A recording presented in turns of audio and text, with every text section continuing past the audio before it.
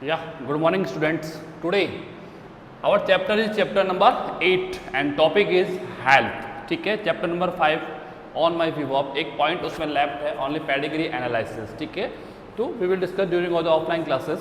बाकी मैंने अपने VWAP पे कंप्लीट चैप्टर करवा दिया है, वर्कशीट में आपको जल्दी फॉरवर्ड कर दूंगा. ठीक है, चैप्टर नंबर 8 जो है VWAP, क्यों चैप्टर नंबर 6 आपका गिदय सर ले रहे हैं, 7 आपके है नहीं, 8 हम लोग स्टार्ट कर रहे हैं. ठीक है, तो health and disease chapter number 8 जो है वो है हेल्थ एंड डिजीज. ठीक है, तो व्हाट इज द हेल्थ. सबसे पहले we will discuss about of the health की हेल्थ क्या है.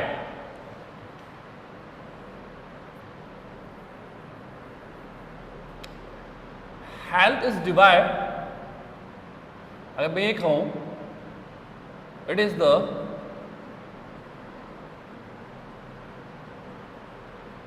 state of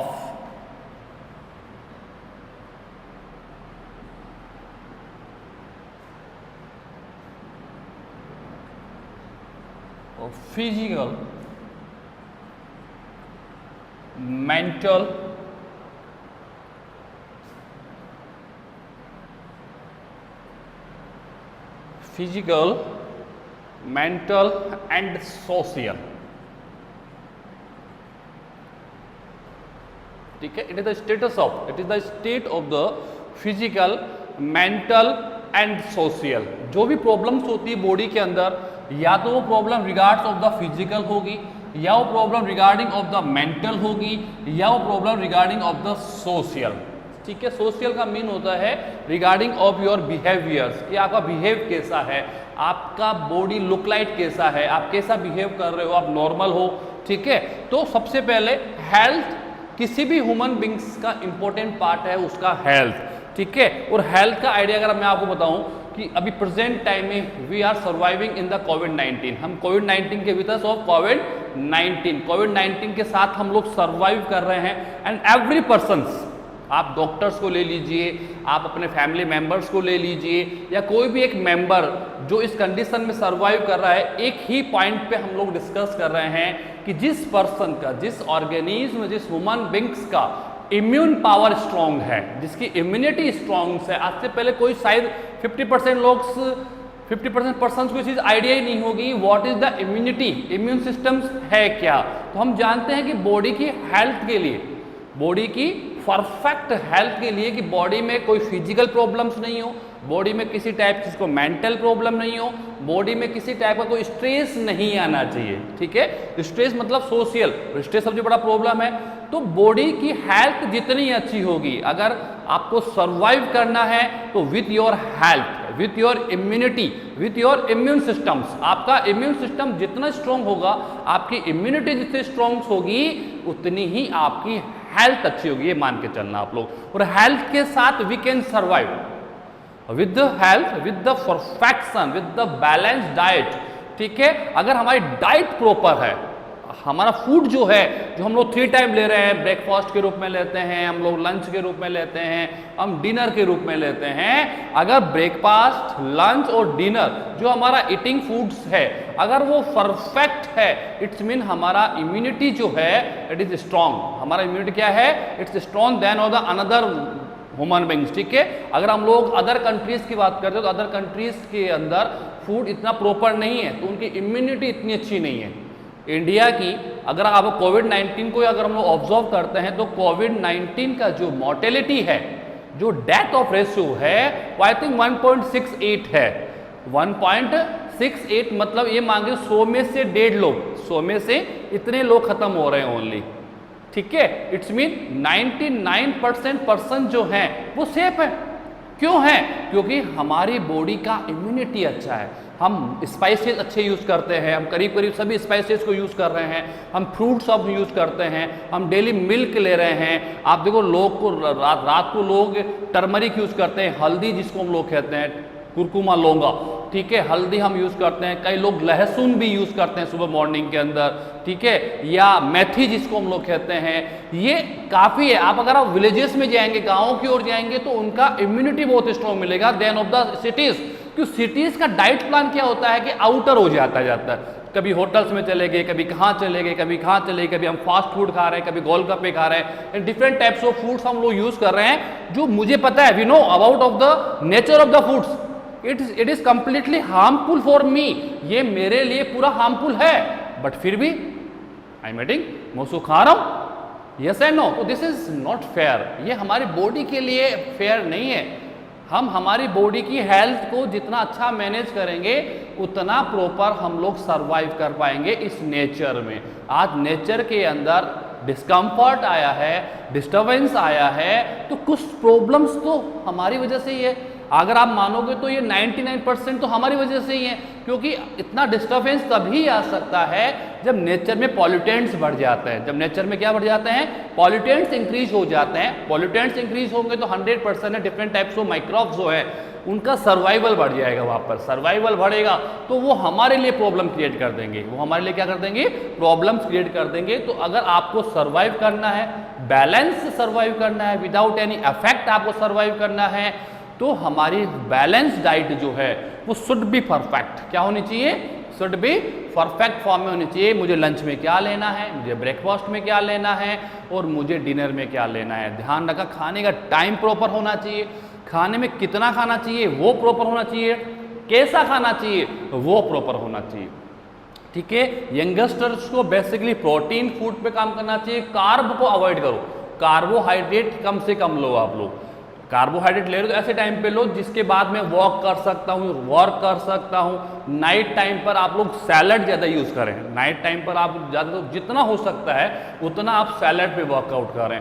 आप खीरा खाएं, टमाटो खाएं, ठीक है, जो भी आपके घर पे अवेलेबल्स हैं उन थिंग्स को हम यूज़ कर सकते हैं। ठीक है, तो जो हैं, बट वो खाना नहीं खाना जो हमें पता है, हम फील करते हैं कि दिस इज कंप्लीटली हार्मफुल। ये तो हार्मफुल है यार। अगर मैं फास्ट फूड खाने जा रहा हूँ तो फास्ट फूड में विच टाइप्स ऑफ ऑयल, कौन सा वो ऑयल यूज कर रहा है। घर पर चलो मैंने कहा कि मैंने एक अच्छा ऑयल ले लिया, ठीक है, लेकिन वो कौन सा ऑयल यूज कर रहा है, कौन सा घी यूज कर रहा है, वी डोंट नो।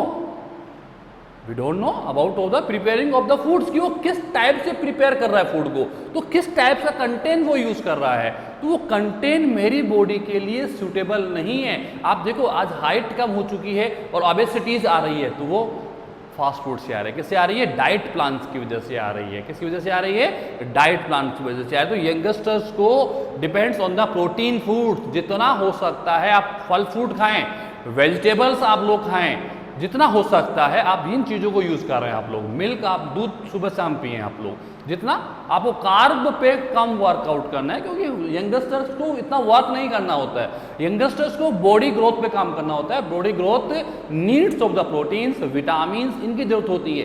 तो आप लोग बेसिकली प्रोटीन फूड को यूज करे जाता है। तो हेल्थ क्या है, health it is the state of the physical, mental और सोशल बीइंग्स। ठीक है, फिजिकल क्या है, changes of the body,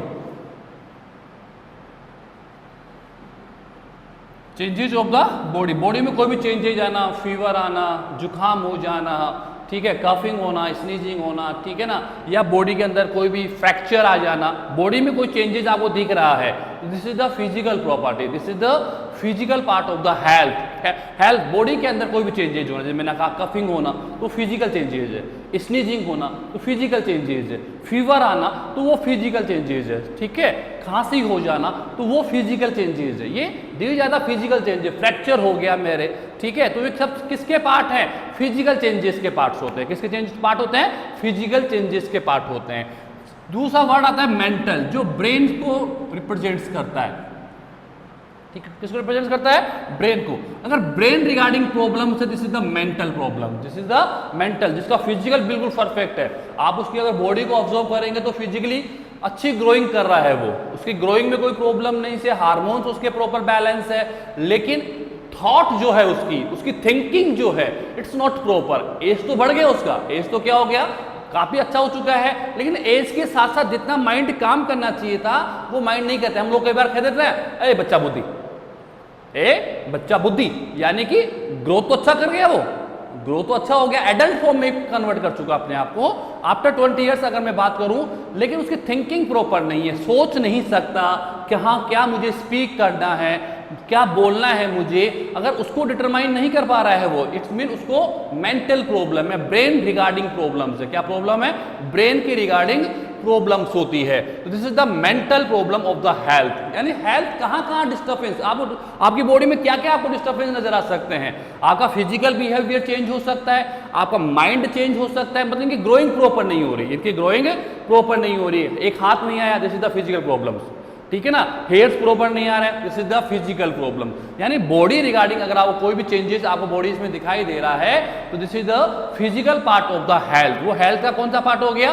physical form हो गया, ठीक है ना। मेंटल प्रॉब्लम मतलब माइंडलेस होना, lost of mind, it is the lost of mind, mind का लॉस्ट हो जाना या माइंड का वीक हो जाना, माइंड का प्रॉपर फंक्शनिंग नहीं करना, वो हो गया brain regards problem, mean mental problem. Social mean stress, social का मीन होता है स्ट्रेस हो जाना। देखो थिंकिंग जो है, हर व्यक्ति कहता है कि always think about of the positive, हमें हमारे positive think your mind workout करना चाहिए। आपको मैं बता दूं, you are biological student, I am also biological student and teacher also में, ठीक है। मैंने आपको कई बार कहा होगा कि हमारे ब्रेन के दो पार्ट होते हैं, एक होता है पॉजिटिव और एक होता है नेगेटिव, ठीक है। हम हमारे ब्रेन को किस साइड में मूव कर दें वो मेरे पे डिपेंड करेगा। अगर आप उसको नेगेटिव फॉर्म में लेके जाओगे तो आपके माइंड पे डिफरेंट टाइप्स के थॉट्स डेवलप हो जाएंगे, नेगेटिव आएगा, किसके बारे में क्या बोल रहे हो, उससे आपकी बॉडी में स्ट्रेस आएगा, उससे आपकी बॉडी में क्या आएगा? एक स्ट्रेस डेवलप हो जाएगा। क्या डेवलप हो जाएगा?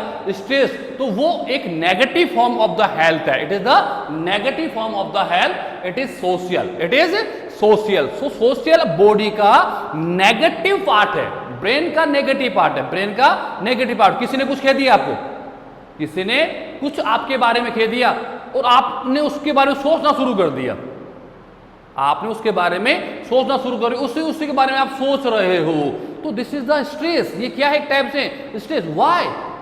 हम ऐसा क्यों कर रहे हैं? क्योंकि हम हमारे नेगेटिव माइंड को यूज कर रहे हैं। ब्रेन के दो पार्ट है, एक तो पॉजिटिव, किसी ने कुछ कहा, मुझे क्या मतलब है, गया ना वो, तो वो मेरा पॉजिटिव फॉर्म हो गया और मैंने उसको उसी वक्त that time at a time मैंने उसको अवॉइड कर दिया, थिंक नहीं किया मैंने। लेकिन अगर मैं उस चीज को सोचता रहता हूं और मैंने 5 घंटे भी अगर उसको दे दिए तो वो स्ट्रेस है, वो क्या है? मेरा सोशल है। अर्थात मेरा मीनिंग किधर चला गया? मेरा मीन जो है वो किधर मूव कर रहा है? स्ट्रेस की ओर मूव कर रहा है, नेगेटिव थिंकिंग की ओर मूव कर रहा है, जो मेरे बॉडी के हार्मोनल बैलेंस को चेंज कर देगा। हार्मोन्स का इंक्रीज होना, हार्मोन्स का डिक्रीज होना, ये बड़ा प्रॉब्लम है। Imbalancing of the hormones, body गया। इम्बैलेंसिंग ऑफ द हार्मोन्स, ये तो आप मान के चलो आपका कंप्लीट बॉडी जो है वो हार्मोन से रेगुलेट करता है और हार्मोन सीक्रेट्स होते हैं माइंड से। अब माइंड का जो फॉर्म है, अगर पॉजिटिव फॉर्म्स होगा तो हार्मोन बैलेंस फॉर्म में आएंगे और नेगेटिव फॉर्म्स अगर माइंड का एक्टिवेट हो गया तो वही हार्मोन्स इम्बैलेंस हो जाएंगे, मे बी इंक्रीज हो जाए या मे बी डिक्रीज हो जाए। तो इम्बैलेंसिंग मतलब डिस्कम्फर्ट, इम्बैलेंस का मतलब क्या हो गया? डिस्कम्फर्ट हो गया। इसीलिए कहते हैं think always positive, be positive. Dialogue सुना था ना, पार्टनर कौन सी फिल्म में था? यही, be positive, no entry. No entry movie जो थी उसमें बार बार अनिल कपूर एक वर्ड बोलता, be positive, be positive, be positive. जब एंड ऑफ मूवी में देखा गया तो उसने पूछा कि what is the mean of be positive, आप डेली बी पॉजिटिव बोलते रहे तो इसका मतलब क्या है? तो उसने कहा कि मेरा ब्लड ग्रुप बी पॉजिटिव है, मेरा ब्लड ग्रुप बी पॉजिटिव है, लेकिन मैं उसको उसके आधार पर नहीं लूंगा, बी पॉजिटिव। हमें हमेशा पॉजिटिव थिंकिंग की ओर वर्कआउट करना चाहिए। हमें किसी भी नकारात्मक और नेग्लिजेंसी वर्ड्स के ऊपर वर्कआउट नहीं करना चाहिए। तो क्या होगा, कैसे होगा, कितना होगा, ये मुझे पता नहीं है और आपको भी पता नहीं हो सकता। वी आर ह्यूमन बींग्स, हम एक छोटा सा पार्ट ऑफ द नेचर, एक छोटा सा 1% part, 1% part of the nature है। तो मैं क्या कह सकता हूँ उस नेचर के बिहेव पे? नथिंग अबाउट, ठीक है। तो मुझे ये देखना है कि मेरी बॉडी का हेल्थ प्रॉपर रहे और हेल्थ के लिए नेग्लिजेंसीज में नहीं जाना चाहिए। कोविड-19 चल रहा है, मुझे पता है, सबके साथ चल रहा है और जो होना है वो होना है, बट हमें सेफ रहना है। हमें क्या रहना है? सेफ्टी के आधार पर जो हम मेजर्स कर सकते हैं उन मेजर्स को हमें फॉलो करते रहना है, ठीक है। तो ये ध्यान रखना है, 3 things are compulsory for the good health. Physical proper है, नो प्रॉब्लम। मेंटल प्रॉपर है, नो प्रॉब्लम। सोशल प्रॉपर है, no problems. We are always using of the positive mind, ठीक है। Our brain, my brain is so good, no problems. और physically no problem, मेरा अच्छा खासा growing है, मेरी बॉडी की ग्रोइंग जो है वो परफेक्टली है। It's mean my health is positive. My health कैसी है? पॉजिटिव है। मेरी बॉडी में किसी टाइप का कोई डिस्कम्फर्ट नहीं है, मेरी बॉडी में किसी टाइप का कोई डिस्टर्बेंस नहीं है, कोई नेग्लिजेंसीज नहीं है। It's mean my health is so good. मेरी हेल्थ कैसी हो गई? बहुत अच्छी है, कोई प्रॉब्लम्स नहीं है। समझ में आ रहा है या नहीं आ रहा? तो ये ध्यान रखो, ठीक है। अब हेल्थ कैसे अच्छी रख सकते हो आप? अपनी हेल्थ को अच्छी रखने के लिए क्या क्या कर सकते हैं? What are the needs for good health? What are the needs for good physical, good mental and good social? ठीक है, तो सोशियल तो आप पे डिपेंड करता है। देखो सोशियल तो क्या हो गया? आपका सराउंडिंग हो गया। क्या हो गया? आपका सराउंडिंग हो गया। सराउंडिंग्स में you are covered by the 100 members, ठीक है ना, and you are connect with the 50 members. 50 को आप नहीं जानते हो, लेकिन 50 व्यक्तियों को आप जानते हो। अब 50 मेंबर्स में से हो सकता है एक व्यक्ति आपको पजल कर सकता है। 49 आर गुड, नो प्रॉब्लम्स, आपके साथ चलते हैं, आपकी कोई बात नहीं करते हैं। लेकिन 1% disturb your social life, disturb your social life, तो मुझे क्या करना है? उस 1% को छोड़ देना है। मुझे उस 1% को क्या कर देना है? रिमूव कर देना है। मुझे उसको देखना ही नहीं है। जो मेरे साथ नहीं, मैं उसके साथ नहीं। जो मेरे साथ नहीं, मैं उसके साथ नहीं। नेचर भी ऐसा कहता है। नेचर क्या कहता है? अगर ह्यूमन बींग्स मेरे साथ है तो नो प्रॉब्लम, तेरा साथ नहीं छोड़ूंगा। और अगर ह्यूमन बींग मेरे साथ नहीं है तो मैं उसके साथ नहीं हूं। यानी कि हम किसके आधार पे चलते हैं? हम नेचर के आधार पे चलते हैं। नेचर के क्लाइमेट के आधार पे बेस है, क्लाइमेट को बेस करते हैं हम लोग। अगर मैं विंटर के अंदर विदाउट रजाई, विदाउट ब्लैंकेट मैं अगर स्लीपिंग कर रहा हूं तो प्रॉब्लम आ जाएगी, है कि नहीं है? ठीक है, बहुत ठंडा पानी पी रहा हूं तो प्रॉब्लम्स हो जाएगी। तो अवॉइड ऑफ द नेचर, मैं वहां पर नेचर को अवॉइड कर रहा हूं, तो वो मेरे लिए प्रॉब्लम है। अगर मैंने नेचर को छोड़ दिया ना, तो नेचर मुझे छोड़ जाएगा, नेचर मुझे ड्रॉप आउट कर देगा। नेचर खुद कहता है कि अगर आप मेरे साथ हो तो मैं आपके साथ हूं, आप मुझे अवॉइड करेंगे तो मैं आपके साथ नहीं रहूंगा। अभी कोविड-19 वही चीज है बेटा, disturbance of the nature, discomfort in the nature. हमने नेचर को डिस्कम्फर्ट किया है, हमने नेचर को डिस्टर्ब किया है, उसकी लाइफ को डिस्टर्ब किया है हम लोगों ने। उसके अराउंड जो उसका एरिया है, जो उसका एनवायरमेंट है, उसको हमने डिस्टर्ब किया है। तो वो अब हमें डिस्टर्ब कर रहा है। वो मुझे बता रहा है कि तूने मेरे साथ क्या क्या किया है, उसका पूरा भुगतान लूंगी, उसके बाद जाऊंगी मैं। तो ये चीज ध्यान रखो, जो भी हो रहा है वो हमारी वजह से हो रहा है। We are completely responsible for the कोविड-19। कोई भी माइक्रोब्स विदाउट डिस्टर्बेंस डेवलप्ड नहीं हो सकता, ध्यान रखना, ठीक है। तो हेल्थ के लिए what are the requirements, what are the needs for the good health? तो सबसे पहले तो मैं आपको बता दूं, balance diet, balance diet. Second form है एक्सरसाइज, एक्सरसाइज, ठीक है। थर्ड है योगा, सुना है ना हम लोगों ने, योगा से ही होगा। किससे होगा? योगा से ही होगा। तो balance diet, diet should be balance, कि सुबह मुझे क्या खाना है, लंच में मुझे क्या करना है और डिनर में मुझे क्या खाना है। मतलब जितना हो सकता है। आप सब 12th स्टूडेंट्स हो, एज आप लोगों की सबकी 14-15 के समथिंग होगी, सॉरी 16-17 के अराउंड्स में आप लोग सब हो लोग होंगे। तो आपकी बॉडी को ग्रोइंग की नीड है, आपकी बॉडी को हार्मोन्स की नीड है, और ये सब चीजें प्रोटीन बेस्ड पे है। ये सब चीजें क्या है? All the things are based on proteins. आपको कार्ब की जरूरत नहीं है। सुबह उठे 2 रोटी पाड़ ली, फिर दोपहर में गए फिर 2 रोटी खा ली, फिर शाम हो गए फिर 2 रोटी खा ली। अरे भाई, आपकी बॉडी को टोटल 2 चपाती की नीड थी, आप 6 ले गए। अब 6 आप लेके गए हो तो 6 जाएगा कहाँ? कहीं न कहीं पर एडजस्ट हो जाएगा।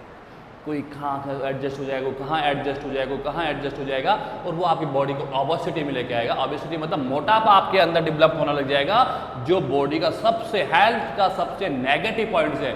सब कुछ होनी चाहिए, ओबेसिटी नहीं होनी चाहिए। मोटापा मतलब सिंड्रोम, ओबेसिटी एक सिंड्रोम है। ओबेसिटी क्या है? एक सिंड्रोम है, एक रोग, डिजीज नहीं है। It is this is the group of disease. ये किस में आता है? ग्रुप ऑफ डिजीज में आता है। तो बैलेंस डाइट, एक्सरसाइज, योगा, और आप लिख सकते हो क्लीननेस,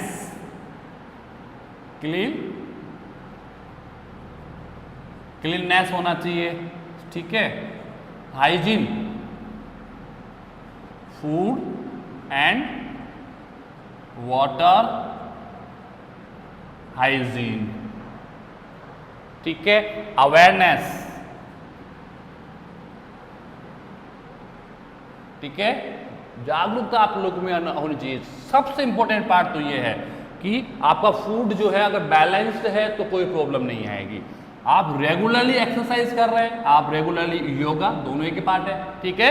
अगर आप दोनों, आप हेल्थ को मेंटेन करने के लिए एक्सरसाइज शुड बी कंपलसरी, कोई भी हो, भले आज के टाइम पर छोटा हो, बड़ा हो या बूढ़ा हो, ठीक है। क्लीननेस होनी चाहिए, आपका घर बिल्कुल सुंदर होना चाहिए, घर के बाहर का एनवायरनमेंट क्लीन होना चाहिए, ठीक है। आपका फूड और वाटर हाइजीन होना चाहिए। हाइजीन मतलब जो आपकी बॉडी को डिस्कम्फर्ट नहीं कर सके, इफेक्ट नहीं करे, ठीक है। और अवेयरनेस होनी चाहिए, आपको देखते रहना चाहिए कि मुझे अब क्या क्या करते रहना चाहिए जिससे कि एनवायरनमेंट में किसी टाइप का कोई डिस्कम्फर्ट नहीं आए। मतलब आपको एनवायरनमेंट को क्लीन करना है, एक मान के चलो। अगर एनवायरनमेंट क्लीन है तो नो प्रॉब्लम, नेचर को आपने अगर सुंदर कर दिया तो फिर कोई प्रॉब्लम नहीं है, ठीक है। तो ये है आप लोगों के क्या है नीड्स है फॉर गुड हेल्थ। आपको अगर आपकी हेल्थ को मेंटेन करना है तो आपको इन थिंग्स के ऊपर क्या करना पड़ेगा, वर्कआउट करना पड़ेगा। क्या करना पड़ेगा आपको, इन थिंग्स के ऊपर क्या करना पड़ेगा, वर्कआउट करना पड़ेगा, तभी जाके आप अपनी बॉडी को क्या कर सकते हो, परफेक्ट कर सकते हो, ठीक है। ये है तो हेल्थ का हो गया balance diet, exercise, yoga, cleanness, food and water hygiene and awareness. क्या होनी चाहिए, अवेयरनेस होनी चाहिए, ठीक है।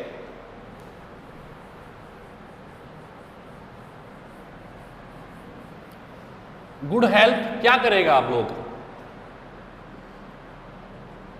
आपका मेंटल और आपकी बॉडीली दोनों क्या हो जाएंगे, स्ट्रॉन्ग। क्या हो जाएंगे कब, गुड हेल्थ। अगर आपकी your health is good, your health is good, अगर आपकी हेल्थ बहुत अच्छी है तो आपका मेंटल, आपका माइंड बहुत अच्छा होगा, आपकी बॉडी क्या हो जाएगी, स्ट्रांग हो जाएगी। आपका सर्वाइवल पीरियड,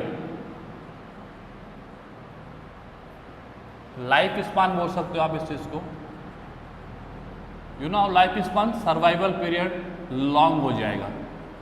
सर्वाइवल पीरियड क्या हो जाएगा, लॉन्ग। आपका वर्क परफॉर्मेंस जो है, वर्क परफॉर्मेंस स्ट्रांग हो जाएगा, यानी किसी वर्क को आप स्ट्रांगली पुट कर पाएंगे, कोई विदाउट एनी डिस्टर्बेंस, ठीक है। एंड मोर्टिलिटी,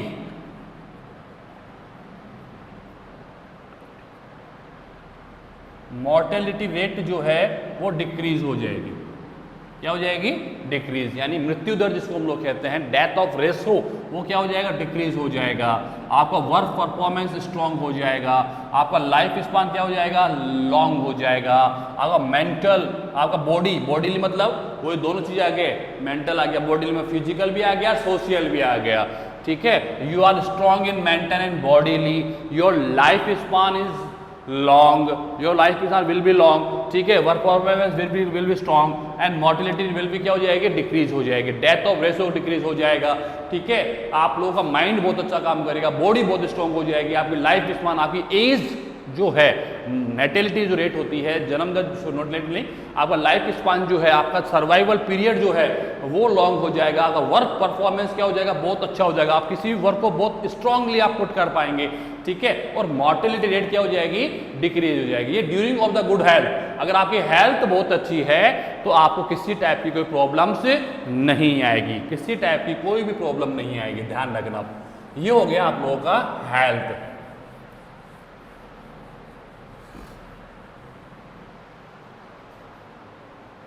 नाउ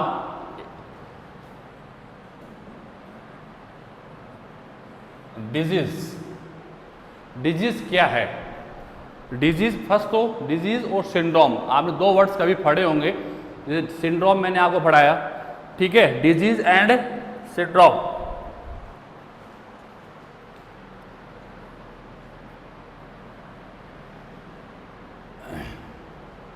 आप लिख सकते हो any, changes of body which is interfere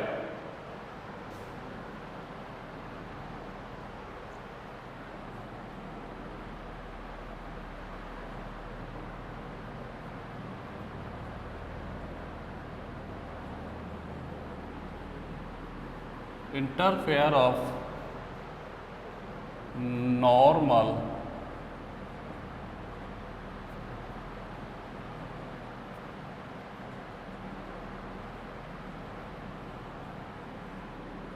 normal functioning of body, it's called disease. ठीक है, डिजीज का मतलब डिस्कम्फर्ट ऑफ लाइफ, डिस्कम्फर्ट, ठीक है, या डिस्टर्बेंस, डिस्कम्फर्ट बोल दो,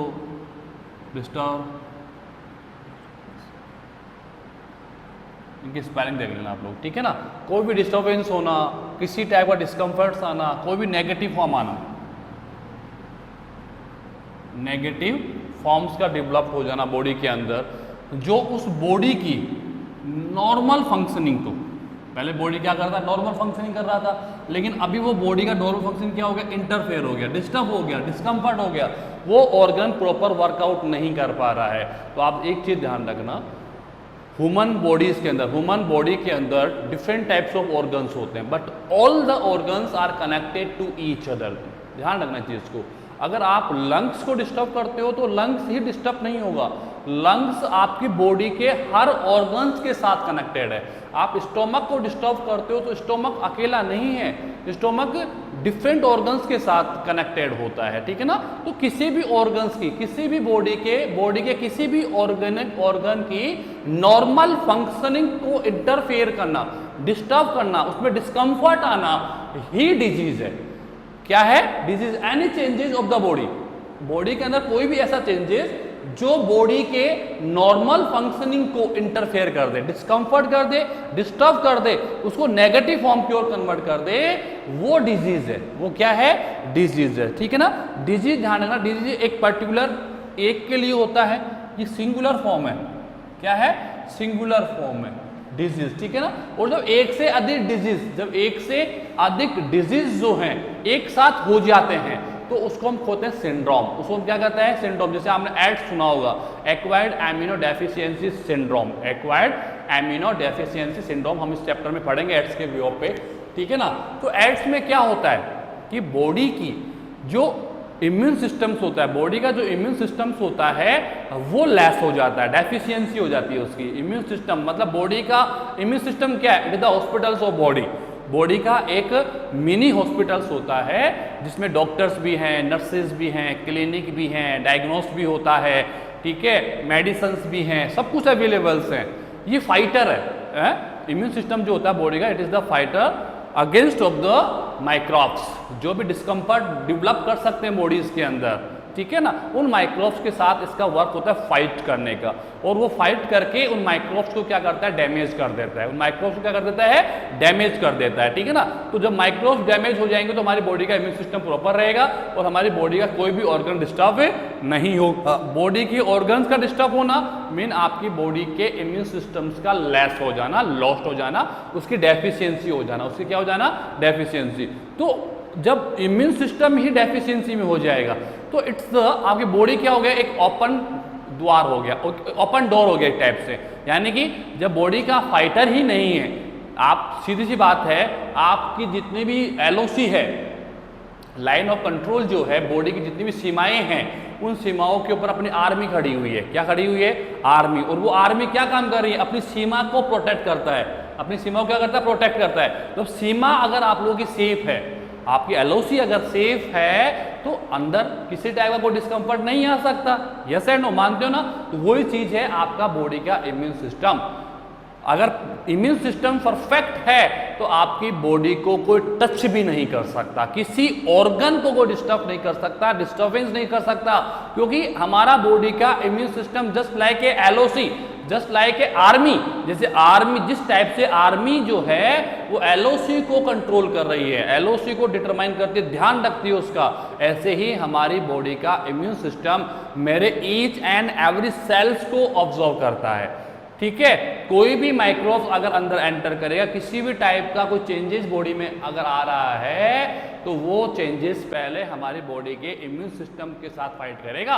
अगर इम्यून सिस्टम को उसने फाइट के साथ हरा दिया, हमारा हार चुका है इम्यून सिस्टम, देन उसके बाद वो डिस्कम्फर्ट जो है, वो माइक्रोब्स जो है वो हमारे पर्टिकुलर ऑर्गन्स को डिस्टर्ब करना स्टार्ट कर देता है। समझ में आ रहा, ठीक है, जिससे कि स्पेसिफिक सिम्टम्स आते हैं जिसको हम लोग डिजीज कहते हैं, जिसको हम क्या कहते हैं, डिजीज। हम पढ़ेंगे इसको, बहुत डिटेल्स में पढ़ेंगे हम लोग, ठीक है। तो डिजीज है, ठीक है ना। लेकिन एड्स में क्या हो रहा है, एड्स में मेरी बॉडी का पूरा इम्यून सिस्टम क्या हो जाता है, डिस्ट्रॉय हो जाता है, 0/0 हो जाता है। तो जब मेरी बॉडी का इम्यून सिस्टम ही डिस्ट्रॉय हो गया तो किसी भी टाइप का कोई भी माइक्रोब मेरी बॉडी के अंदर जा सकता है, ओपन डोर हो गया वो, तो है कि नहीं, आराम से जाएगा, आराम से खाएगा, आराम से रहेगा, क्योंकि फाइटर नहीं है। अगर आप LOC से आर्मी को हटा दो तो कितने कंट्रीज हैं जो हमारी इंडिया की जो सीमा है उसको खत्म कर देंगे, अंदर हमें डिस्कम्फर्ट करने लग जाएंगे, डिस्टर्बेंस करने लग जाएंगे, कभी कौन फाइट कर रहा है, कभी कौन फाइट कर रहा है, कभी कौन फाइट करेगा।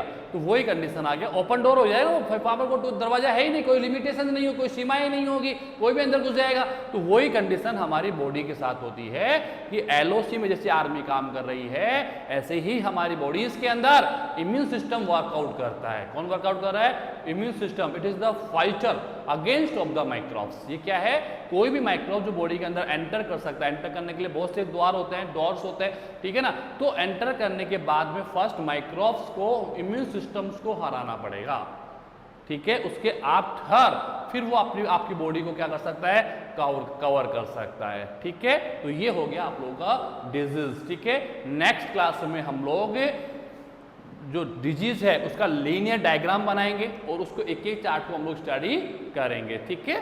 तो अब इतने ज़्यादा चैप्टर्स नहीं लगेंगे, मैं जान दूँ 6 to 7 क्लासेस के अंदर हमारा चैप्टर नंबर 8 कंप्लीट हो जाएगा, ठीक है। सबसे बड़ा चैप्टर यही है।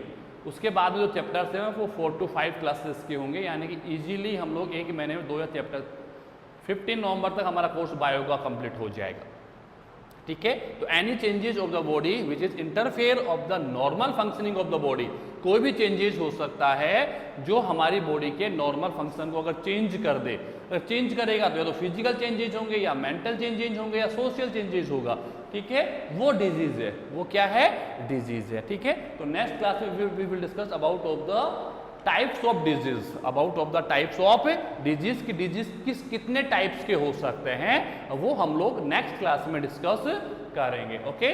Thank you. And again chapter number 5 में any problems, you have any problem in the chapter number 5 तो आप कंसल्ट करें, आपका वर्क है। आप कोई भी टॉपिक अगर मुझे रिप्रेजेंट करते हैं, मेरे को ही नहीं, आपको केमिस्ट्री में प्रॉब्लम है, फिजिक्स के अंदर आपको प्रॉब्लम है, तो आप उन प्रॉब्लम्स को कलेक्ट करके मुझे डाल दें। केमिस्ट्री प्रॉब्लम डाल दें मुझे, या तो आप अपनी फैकल्टी से रिप्रेजेंट करें, फैकल्टी सेल्फ ही रिस्पॉन्सिबल है, वो वीडियोस बना के डालेंगे आप लोगों को, ठीक है। अगर वो नहीं वर्कआउट कर रहे हैं तो आप पर्सनली मुझे बोलें, मैं उन टीचर से बात करूँगा, ठीक है। मैं आपको क्लियर कर दूं, CBSE के एग्जाम्स 99% केसेस में मार्च में होने की पॉसिबिलिटीज है, क्योंकि देख लो CBSE प्रॉपर टाइम पे वर्कआउट कर रहा है। आप राजस्थान बोर्ड को नहीं देखें, ठीक है, राजस्थान बोर्ड के एग्जाम्स में भी लेट हो सकते हैं, बट CBSE के एग्जाम प्रॉपर टाइम पे होने की पॉसिबिलिटीज ज़्यादा है।